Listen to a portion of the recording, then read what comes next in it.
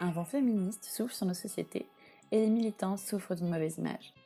On critique plus facilement leur physique que leurs idées. En tant que femmes, elles sont prisonnières de leur apparence et les clichés sont les barreaux de cette prison. Longtemps, les femmes ont semblé silencieuses, simples muses muselées. Mais les images parlent, véritables témoignages de leur époque et en ce qui me concerne, de la place des femmes. Bienvenue dans Femina Non Grata, l'émission qui laisse la parole à l'image des femmes.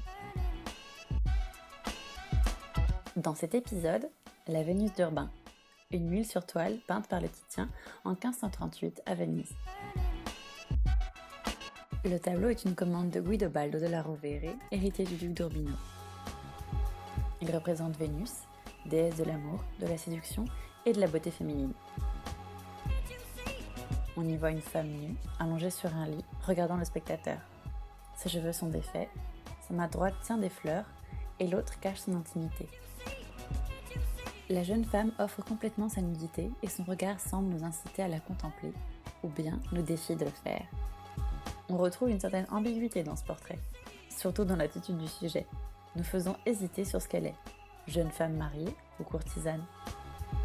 La première hypothèse s'appuie sur une coutume de l'époque, les portraits de mariage.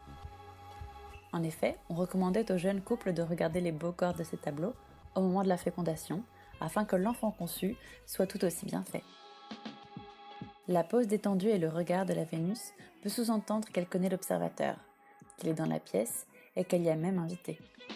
Sa main pourrait être un geste pudique cachant son sexe, ou encore, pour certains critiques, une masturbation, un geste qui n'est admis que dans l'intimité du mariage, évidemment.